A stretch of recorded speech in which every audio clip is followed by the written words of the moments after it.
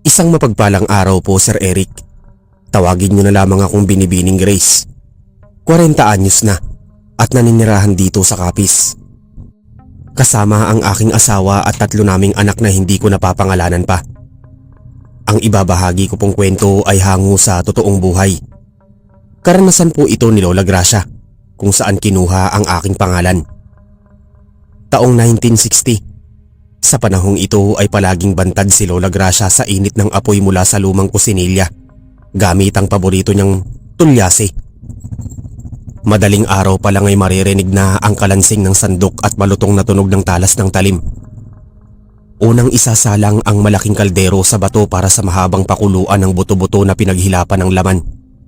Kapag pumailan lang ang matapang na anglo ng karne, sunod na titimplahan ng pampalasa na ginagawang libreng sabaw. Hindi tinipid sa rekado. Bawat sangkap ay nagbibigay ng kakaibang lasa. Sabaw pa lang ay ulam na. Habang abala si Lola Gracia sa kusina, aligaga namang naglilimpyo ang dalagang si Isabel. Ang panganay sa 5 magkakapatid. Bunso kasi ang mama ko. Bagaman pumanaw na noon ang haligi ng tahanan ay nanatiling matibay ang pundasyon. Matatag ang samahan na parang pinagbigkis na tingting. Kahit bata sa pamilya ay kailangan kumilos. Bawal ang tatamad-tamad. Ganoon pinalaki ni Lola Gracia ang kanyang mga anak. Sintibay ng kawayan ng mga tuhod. Hindi dapat mabali kahit gaano pa kahirap ang sitwasyon. Ang buhay nila'y ibinatay sa mga puno na kahit gaano man kalakas ang bagyo, ay hindi dapat ito mabuwal. Nanatiling nakatayo kahit tamaan pa ng sunod-sunod na unos. Matapang, masipag, mapagmasid, matigas ang puso. Istrikta at may isang salita kung ilalarawan noon ng aking lola. Kailangan ng bawat desisyon ay angkop kung ano ang makabubuti. Bawat sentimo ay pinapahalagahan sapagkat ang bawat pusing ay katumbas ng dugo at pawis. "Sabel, pahingi ng sabaw," sigaw ni Abel, isa sa mga suki nilang customer na halos ginawa ng tambayan ng karinderya. Ang binata ay isa sa mga masusugid na manliligaw ng dalaga. "Pangatlong hingi mo na ito ng sabaw tapos ang kanin at ulam mo parang hindi nababawasan. Ayos din ang paraan mo, Abel. Di ba sinabi ko na sa'yo na bawal pa ako tumanggap ng manliligaw? Gusto mo ba akong mabulyawan ni inay? Alam mo naman kung gaano kasungit ang nanay ko. Huling hingi mo na ito ng sabaw. Hindi na talaga kita pagbibigyan. Kahit hindi pa ubos yung pagkain mo, ililigpit ko talaga ang mga yan. Ipapahamak mo pa ako sa nanay ko." Ani Sabel sa binata. "Sabel naman hanggang kailan mo ba ako pahihirapan? Mahigit 1 taon na akong nanliligaw sa'yo. Maari naman nating ilihim ang ating relasyon. Alam ko naman na may pagtingin ka rin sa akin. Hanggang kailan ba itatago yung puso mo?" Tugon naman ni Abel. "Tigas din naman ng mukha mo. Sino ang nagsabing may gusto ako sa'yo? Porket mabait ako sa'yo ay bibigyan mo na ako ng mali siya? Alam mo ba kung ano ang ayaw ko sa isang lalaki? Yung tipong mataas ang tingin sa sarili. Saka marami kaming customer. Pasikip ka lang dito. Kaya naman pakiusap. Bilisan mo nang kumain." Sagot ng dalaga. Nagtitimping magalit. Gayunman naging kalmado lang ang binata at hindi mawala ang ngiti sa labi. Ang pagmamahal nito kay Sabel ay walang anumang maitim na bahid. "Ilang ulit ko bang sasabihin sa'yo na huwag kang makikipag-usap sa lalaking yon? Ganyan na ba katigas ang ulo mo? Huwag mong hintayin na magalit pa ako. Oras na maubos ang pasensya ko, makakatikim talaga sa akin. Dila mo lang ang walang latay. Ano pa ang tinatayo-tayo mo riyan? Kilos na. Marami tayong customer. Bahala na ang mga kapatid mo sa hugasin." Wika ni Lola Gracia nang makabalik ang dalaga para kumuha ng panibagong sabaw para sa mga bagong dating na customer. Ang malaking kaldero ay nanatiling nakababad sa apoy. Kailangan palaging mainit ang libreng sabaw. Kapag nauubusan ay magdadagdag ng mga bagong rikado at buto na dumaan na sa unang pakulo. Kaninang madaling araw. Gusto ni Lola Gracia na sulit ang bawat bayad ng mga kumakain. Lahat ng putahe ay malasa at bagong hango. Kung may matiramang bahaway, nakalaan na yon sa kanilang hapunan. Bago matapos ang araw na yun ay masinsinang kinausap ni Lola Gracia ang binata. Sabi niya kay Abel habang maaga pa ay tantanan na nito ang kanyang anak hanggat hindi pa umaapaw ang tubig sa timba o hindi pa nasasagad ang kanyang galit. Kung hindi, may kalalagyan siya. Babala ng isa para sa ikabubuti ng kanyang pamilya, lalo't mag-isang tinataguyod ang 5 anak.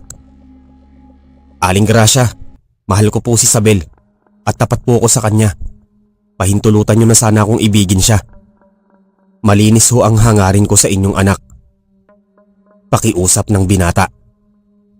Sabihin na lang natin na mahal mo nga si Isabel. Ngunit ang tanong, mahal ka ba niya? At kung sakaling iniibig ka niya ay malabong magkatuluyan kayong dalawa. Hindi ka nababagay sa anak ko. Ibang lalaki ang nararapat sa kanya. Hindi naman sa minamaliit kita o ayaw ko sa'yo. Alam kong isa kang mabuting tao, Abel. Mabait, masipag at magalang. Alam ko yan sapagkat sabay kayong lumaki ni Isabel. Nasa iisang baryo lang tayo. Ngunit hindi kayo ang itinakda ng panahon. Ang puso ng anak ko ay nakadadhana na sa iba. Mas matutuwa pa ako sa iyo kung lalayuan mo na ang anak ko. Pero huwag kang mag-alala. Bukas ang karinderyang ito para sa iyo. Anumang oras ay pwede kang kumain. Basta wag mo lang pakikialamanan si Isabel.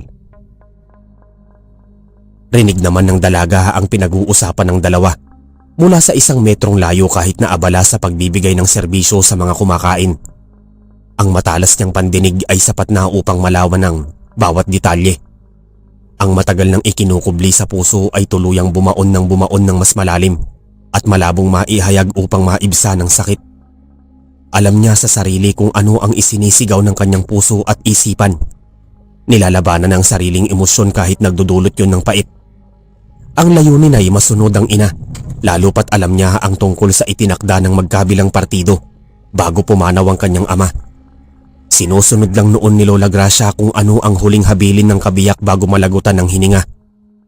Ngunit ang henerasyon ng pagsalin-salin ay naipasa bilang marka ng bagong sibol ng kapangangakan mula angkan na kailangan tanggapin at bawal tanggihan. Dahil ang pagsasalin ay simbolo ng kaginhawaan sa nilalang na gusto ng magpahinga habang buhay. Sa halip na sumuko ay mas lalong pinaunlad ni Abel ang pagsuyo. Unang kinuha ang loob ni Lola Gracia.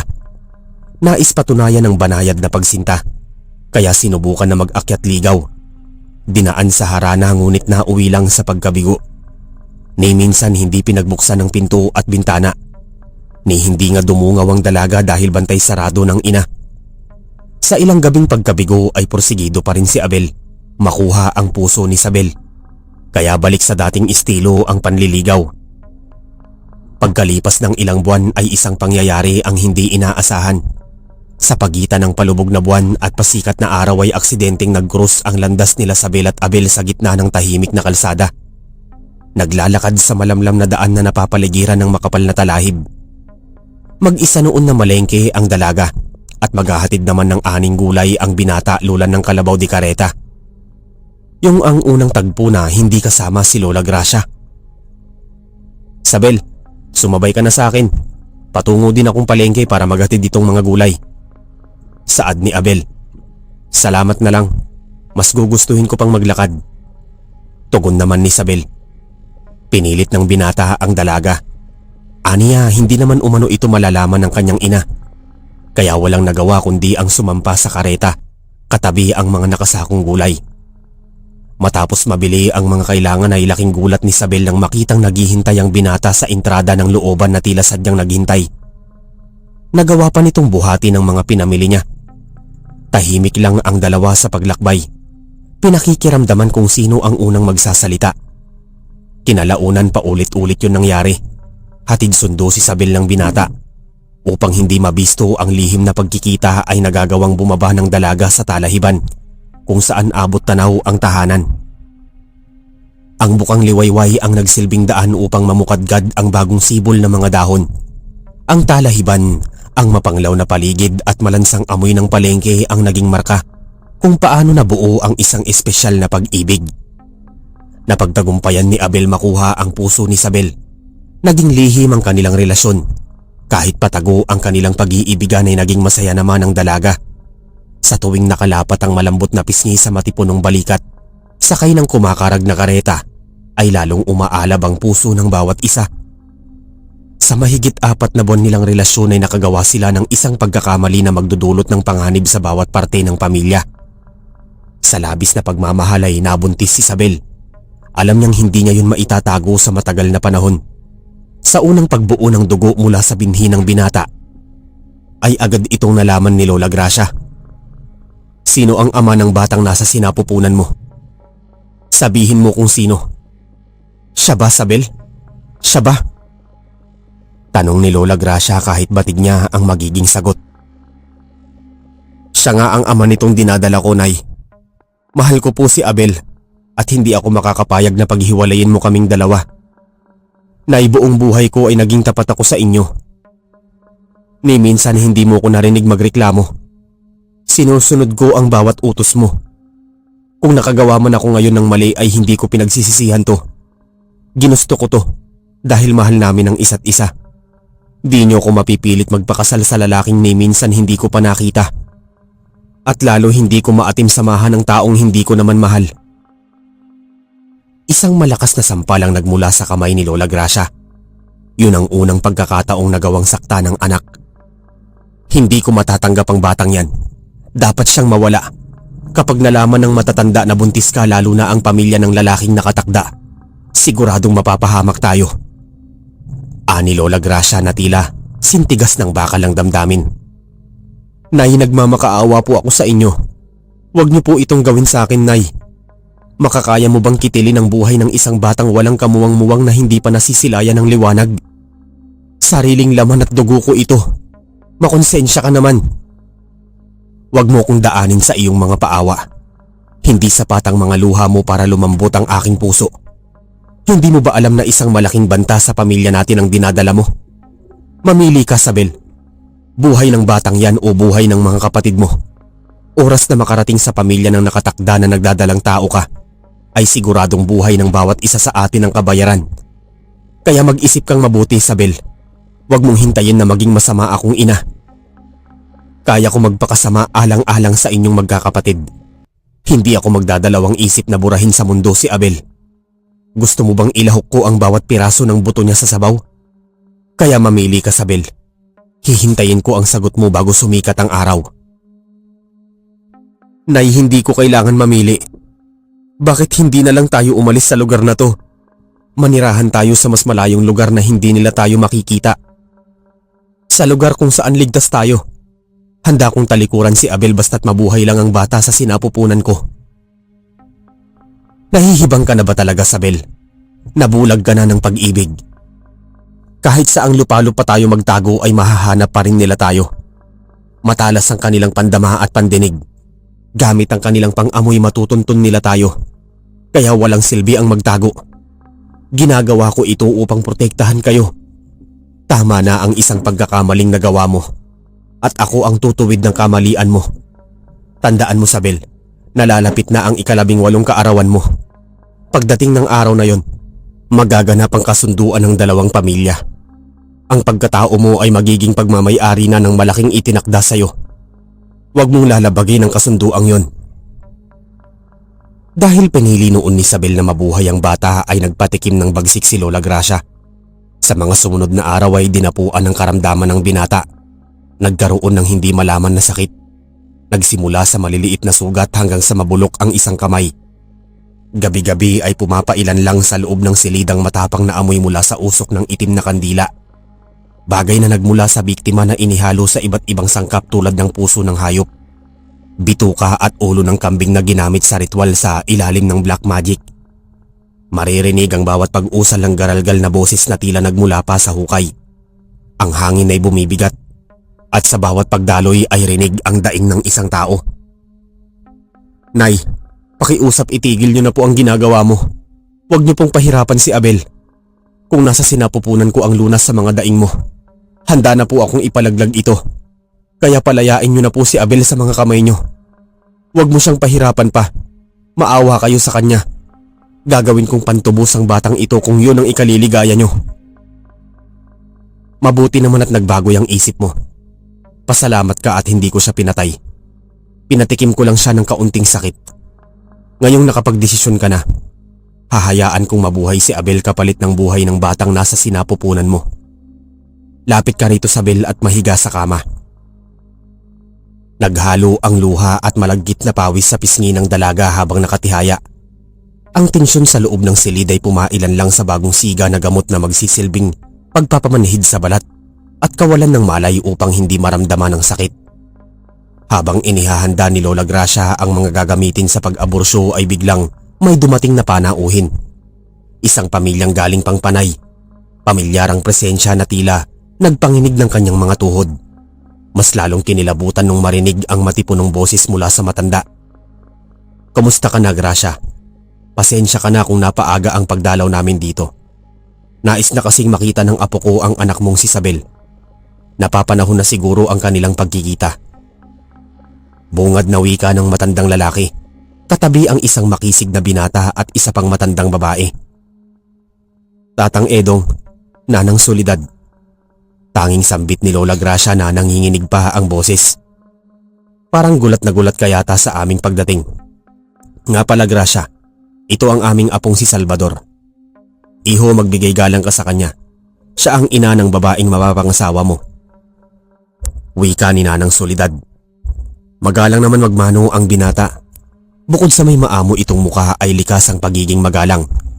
Matapos magbigay galang ay iniabot ang isang kaing na balot pa ng tela na may bahid ng dugo. Nung silipin ni Lola Gracia ang laman ay gumuhit sa paningin ng sariwang laman ng tao. Halatang kakakatay lang nito.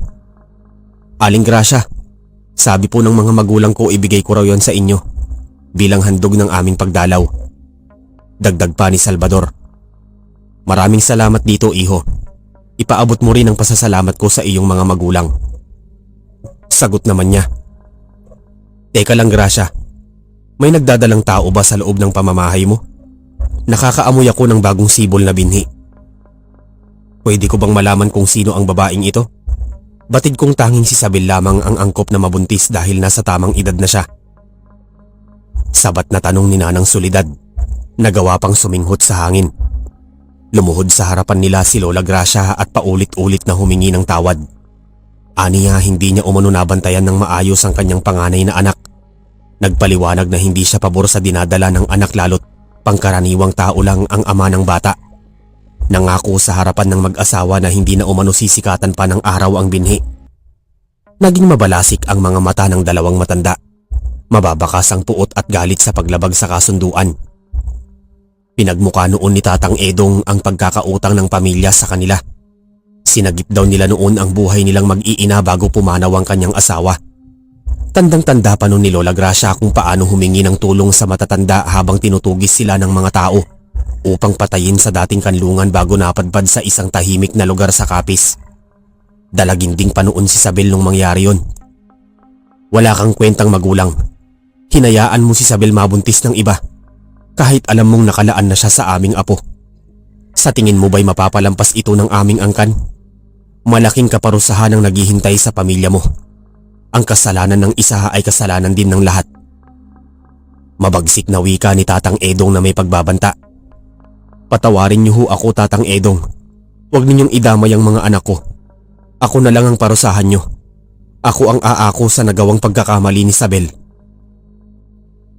Habang nakaluhod si Lola Gracia ay inaangkin ng kaparusahan, ay biglang hinawakan ni Salvador ang kanyang mga kamay. Nagwikang tumayo ito at wag nang humingi ng tawad sapagkat wala naman siyang kasalanan. Nakiusap na nais makita ang dalaga. Pinalaki noon ni Lola ang mga anak na wag basta lumabas hanggat hindi niya sinasabi. Noong makapasok ng tahanan, hinatid ni Lola Gracia ang binata sa kinalalagyan ni Isabel. Kaagad itong nabighani nang makita ang luhaang dalaga yakap ang sarili. Hindi alintana ang pagkamangha sa natural na kagandahan nito. Ikaw ba si Isabel? Napakaganda mo namang dilag." Nauutal na wika ng binata nang masilaya ng marikit na muka sa harapan. Tumangulang si Isabel sa tanong ni Salvador. Batid niyang ito ang lalaking nakatakda niyang pakasalan sa paparating na kaarawan. "Iho, maiwan ko muna kayo rito. Ikaw ang bahala kay Isabel. Kakausapin ko lang ang lolo at lola mo."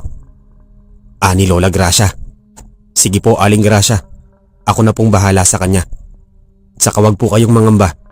Walang masamang mangyayari sa inyong pamilya." Sagot naman ni Salvador. "Maraming salamat, iho. Lalabas na ako. Nagmukhang kagalang-galang ang binata sa harapan ni Isabel.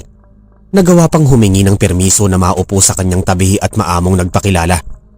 Sa kabila ng mga kamalian ay walang bakas na galit sa mukha ni Salvador. Tanging ang pagkaawa ang makikita at kaunting lumbay. Kahit ngayon lang tayo nagkita ay ramdam ko ang iyong kabaitan. Magagawa mo pa ba akong pakasalan kahit nadugisan na ang aking dangal? Alam mo bang mahal ko ang ama ng batang dinadala ko?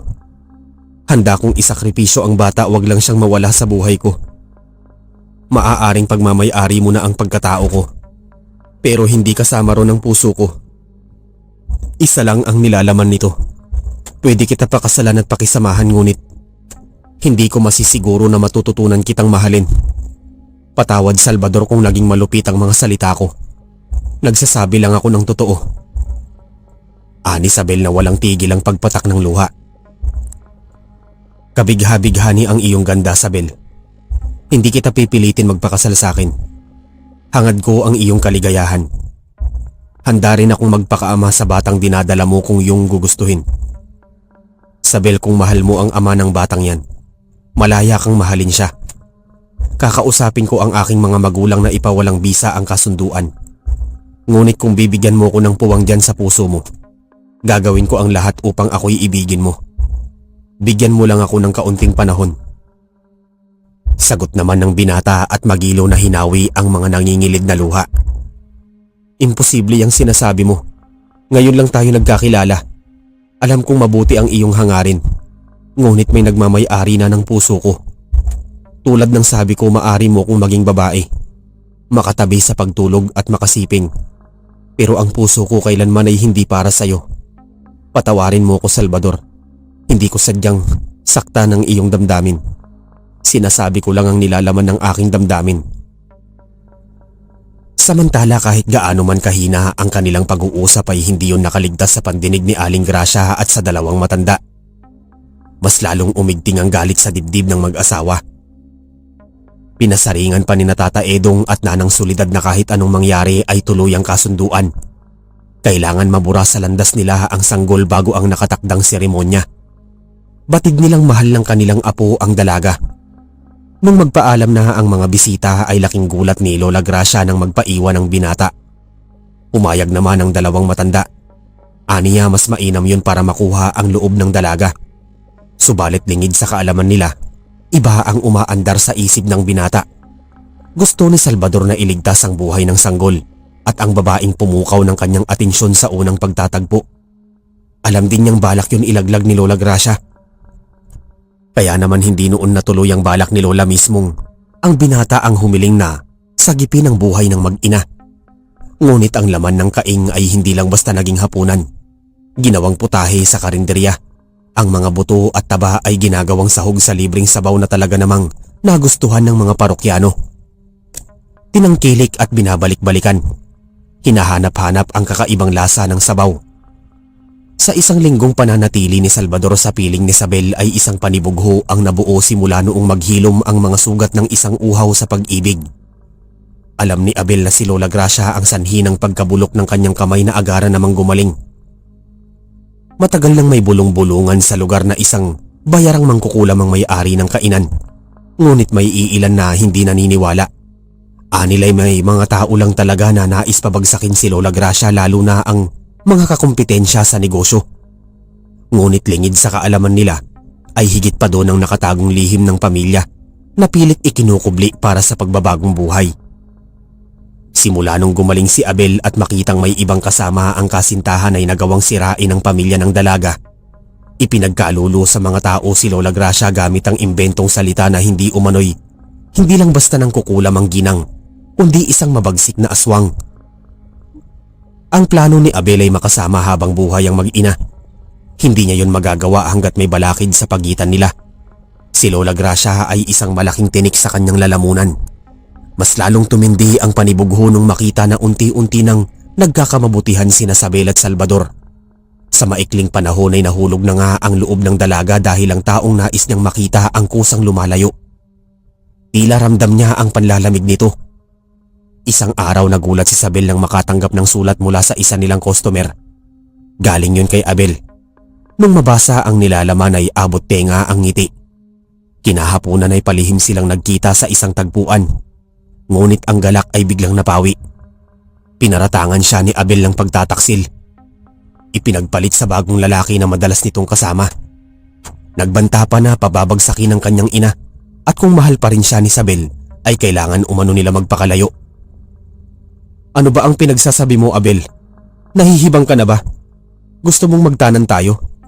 Gusto mo bang kamuhian ako ni ina? Mahal kita, Abel, pero mahal ko rin ang nanay ko, lalo na ang mga kapatid ko. Ikaw nga itong nanlalamig sa akin at kailan ay hindi kita pinagtaksilan. Kaibigan ko lang si Salvador. Pasalamat ka dahil mabuti siyang tao. Aaminin ko, siya ang lalaking nakatakdang pakakasalan ko. Ngunit mas pinili niya ang kaligayahan ko. Nandito siya ngayon upang protektahan ako sa banta ng kanyang pamilya at buong angkan. Kaunting panahon lang ang hinihiling ko sa'yo. Balang araw matatanggap din tayo ni inay lalo't ikaw ang ama ng batang dinadala ko. Paliwanag ni Isabel. Kasinungalingan. Ang sabihin mo'y may nararamdaman ka sa lalaking yun. Kita naman sa kilos mo. Akala mo hindi ko alam, Isabel? Hindi ako tanga. Alam mo bang ilang araw na kitang minamatyagan? Halata namang masaya ka tuwing kasama mo siya. Kung mahal mo talaga ako, magpapakalayo-layo tayo. Iwan mo na ang nanay mo at mga kapatid mo. Isipin mo naman ang kaligayahan nating dalawa. Mamayang gabi hihintayin kita sa hangganan. Lilisanin natin ang lugar na to kung saan magiging masaya tayo at malaya. Kapag tumanggi ka, siguradong pagsisisihan mo ito. Sa tono ng pananalita mo parang binabantaan mo ang buhay ng pamilya ko. Hindi ko alam kung ikaw pa ba ang Abel na nakilala ko noon. Masyado nang makitid ang utak mo. Kung mahal mo ko, dapat marunong kang maghintay. Igalang mo rin ang pasya ko. Oras na may mangyaring masama sa nanay ko at sa mga kapatid ko, ako mismo ang makakalaban mo. May hangganan din ang pag-ibig ko, Abel. Kaya kitang talikuran at kalimutan. Hindi nagustuhan ni Abel ang mga itinuran ni Isabel, kaya kinaladkad niya ito palayo. Sa pilitang inilayo sa lugar, hindi dahil sa mga salitang nabuo ang puot kundi sa matinding panibugho. Pakuwari niya'y nahuhulog na talaga ang loob nito sa iba. Nagpumiglas naman si Isabel at nagpupumilit makawala. Bitawan mo ko, Abel. Nasasaktan ako. Kapag may nangyaring masama sa bata, pagsisisihan mo ito. Bulyaw ni Isabel. Hindi na kita papakawalan pa, Isabel. Sa ayaw at gusto mo ilalayo kita sa lugar na ito. Hindi mo alam kung gaano kasakit ang ginawa sa akin ng nanay mo. Pinahirapan niya ako ng husto. Ikaw ang kabayaran niya sa ginawa niyang pasakit. Baliw ka na talaga, Abel. Mas lalo mo lang pinapalala ang lahat. Sa halip na huminto ay patuloy siyang kinaladkad ng kasintahan. Dulot ng puwersa at kawalan ng balanse ay natisod siya sa bato at unang tumama ang maumbok na tiyan dahilan ng pagdurugo. Dumating sa punto na walang tigil ang pag-agos ng pulang likido sa magkabilang hita. Napaiyak si Isabel. Hindi niya lubos akalain na mawawala ang bata sa kamay mismo ng sariling ama. Ang pagmamahal ay nauwi sa pagkasuklam. Halos duruin siya ng kasintahan. Sigaw lang ng sigaw hanggang sa mapagod. Sa dami ng nawalang dugo ay nagdulot yun ng kawalan ng malay. At iniwan siyang nakahandusay sa damuhan sa bungad ng kakahuyan. Wala na ang anak ko. Iniwan na niya ako. Paulit-ulit na wika ni Isabel nung magkaroon ng malay. Mas mabuti na rin na nawala ang bata. Nawala siya na hindi nadungisan ng dugo ang aking mga kamay. Ngunit hindi ko ito mapapalampas. Hindi ko maatin na may manakit sa iyo, mahal kong anak. Pagbabayarin ko siya. Ako mismo ang papatay sa kanya. Hayop siya. Paano niya ito nagawa sa iyo? Tiimbagang nawika ni Lola Gracia. Nay, wag niyo pong gawin yan. Mapapahamak lang tayo kapag tinuloy mo yan. Saka aksidente lang po ang nangyari. Giit naman ni Isabel. Aksidente? Anong aksidente? Hindi yun aksidente, Isabel. Sinong matinong lalaki ang iiwan ng isang babae nang walang malay sa kakahuyan? Tapos sasabihin mong aksidente? Alam kong may nagawa akong mali, pero doble ang ibinalik niyang sakit. Mabuti na lang at sinundan ka ni Salvador, siya ang nagdala sa'yo rito. Niligtas niya ang buhay mo. Ngayon sabihin mo kung may bayag ba talaga ang Abel na yon. Kung mahal ka niya dapat hindi ka niya iniwan sa gubat. Napahagulgol na lamang si Isabel. Gayunman sa gitna ng pighati at kalungkutan ay nasa tabi lang niya si Salvador na handang dumamay. Noong gabing yun habang pumapailan lang ang kalungkutan sa tahanan ay may sumugod na pangkat ng kalalakihan kabilang si Abel at ang kanyang pamilya. Nagsusumigaw ang mga ito na aswang umano si Lola Gracia. Pinagsigawan pa ng mga magulang ni Abel na ito ang kumulam sa kanilang anak. Nanakot gamit ang kanilang mga itak, ngunit ang grupo ay halos mga kamag-anak lang ni Abel at mga katabing bahay nila, kasama ang isa pang may-ari ng karinderya sa kabilang sityo na mismong tiyuhin niya. Palayasin! Palayasin ang aswang! Sigaw ng pangkat. Sino ang aswang? Bintang kayo ng bintang. Bakit may katibayan ba kayo na ako'y isang aswang? Mag-ingat kayo sa inyong mga sinasabi at baka bigla na lang mabulok ang iyong mga bibig. Hindi na kailangan pa ng katibayan. Alam namin na isa kang halimaw. Gumagamit ka ng itim na salamangka. Ikaw din ang dahilan kung bakit ako dinapuan ng kakaibang karamdaman. Sigaw ni Abel. Itinutok pa ang itak sa ginang. Ang bumubulahaw na ingay sa katahimikan ng gabi ay nahinto nang lumabas si Isabel. May bahid pang dugo ang suot na bestida. Hindi makapaniwala na hahantong ang lahat sa isang malaking hidwaan. Sumusobra ka na, Abel. Hindi pa ba sapat ang ginawa mo sa akin? Nang dahil sa'yo nawala ang anak ko. Ikaw ang pumatay sa kanya. Ikaw ang pumatay sa kanya, Abel. Nang gagalaiting sigaw ni Isabel ngunit nagpatuloy ang pagiging agresibo ng grupo. Sinabihan naman ni Lola Gracia ang ibang mga anak na manatili lamang sa loob ng kanilang tahanan. Sa gitna ng mainit na tagpo ay lumabas na rin si Salvador na may hawak na patalim na ginagamit ni Lola Gracia sa paghati ng buto. Subukan niyo lang galawin ang pamilyang ito at may kalalagyan kayong lahat. Hindi ako natatakot sa inyo kahit gaano pa kayo karami. Sisiguraduhin kong dadanak ang dugo sa lupang kinatatayuan ninyo. Handa akong makipagpatayan alang-alang sa pamilya ng babaeng mahal ko. Ani Salvador, nagawang hamunin ng duelo si Abel. Tinanggap naman nito ang hamon. Ngunit hindi yun natuloy nung pumagitna si Isabel na lalong nagpainit sa ulo ni Abel.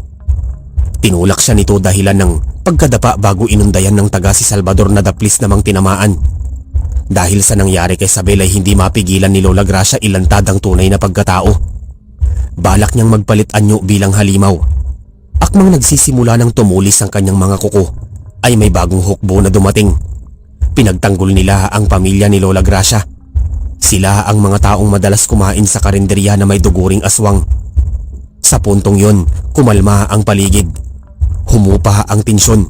Ang pangkat ni Abel ay tuluyang umatras ngunit nagbantang babalik upang usigin si Lola Gracia. Sa mga sumunod na araw ay dumating sina Tatang Edong at Nanang Soledad. Nalaman nila ang nangyari na pinaalam din nila sa ibang matatanda. Gamit ang mensaherong ibon sa gabi. Sa pangatlong araw matapos makarating ang mensahe ay dumating naman ang mga magulang ni Salvador. Tinulungan si Lola Gracia na lumipat ng lugar sa pinakadulong bahagi ng kapis kung saan naroon ang iba nilang kauri. Lulan ng malaking bangka. Hindi lang mga gamit ni Lola Gracia ang sakay nito. Nakasalampang din ang isang malaking sako na gumagalaw na tila may lamang tao. Hindi makapagsalita gawa ng may busal sa bibig at ilang bali sa buto. Noong marating ang isang malaking isla na may dami ng bilang ng pamilya sa isang tagong pamayanan, ay nagsimulang tumayo ng karinderya si Lola Gracia.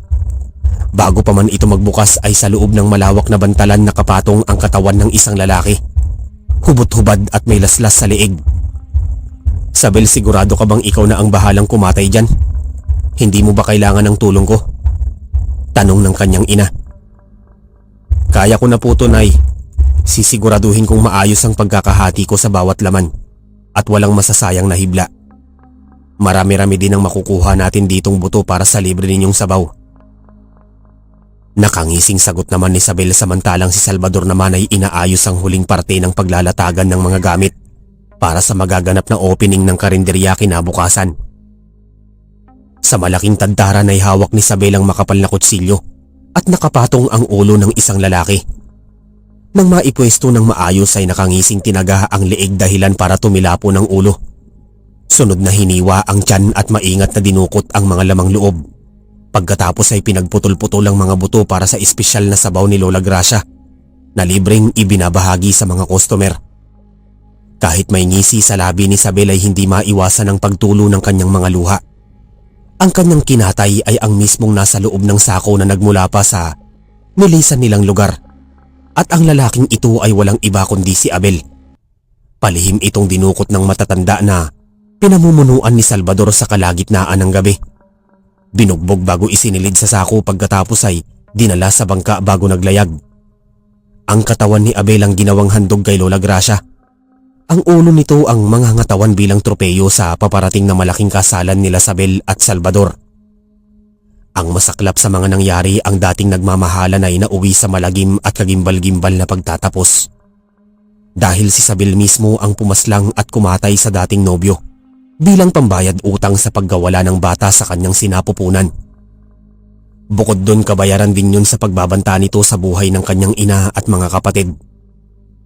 Sa unang pagbukas ng karinderya ay dagsaan ito ng mga tao. Maririnig ang paulit-ulit na paghingi ng sabaw ng mga customer.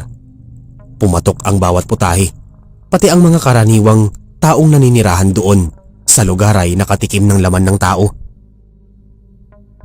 Pagkalipas ng 3 buwan ay naganap ang malaking seremonya. Sa harap ng dambana at sinag na nagmumula sa buwan ay 2 puso ang nagsumpaan. Mainit at masigabong palakpakan ang nangingibabaw nung lumapat ang mga sabik na labi. Pinatunayan ni Salvador na tapat ang kanyang pag-ibig. Hindi dinaan sa pananakot. Walang naganap na persahan at lalong hindi binili ang pusong sugatan, sapagkat ang puso ni Isabel ay kusang inialay ng wagas na walang anumang pag-aalinlangan. Ang pag-iibigan nila ay nagbuga ng kalwalhatian. Muling nabuntis si Isabel, hindi lang 1 o 2. Nagkaroon sila ng 3 anak. Samantalang si Lola Gracia naman ay namayagpag ang pangalan sa lugar. Ang maliit na pwesto ay mas lalong lumalawak at umunlad. Pati ang mga katabing isla ay nagawa pang dumayo upang matikman ang kanyang mga luto at ang popular na libreng sabaw mula sa natunaw na taba at purong katas ng buto. Pagkalipas ng ilang taon kung saan dalaga at binata na ang mga anak ni Lola Gracia at nagawang makapagtapos ng sekundarya, ay nagkawatak-watak ang mga ito, kabilang na ang aking ina na lumuwas pa ng Maynila para doon ipagpatuloy ang pag-aaral sa kolehiyo. Sa Maynila na rin nakahanap ng magandang trabaho. Nakilala ang aking ama at isa ako sa mga naging bunga. Sa paglipas pa ng panahon ay lumaki ang aming angkan. Nagkaroon ng maraming apo si Lola Gracia.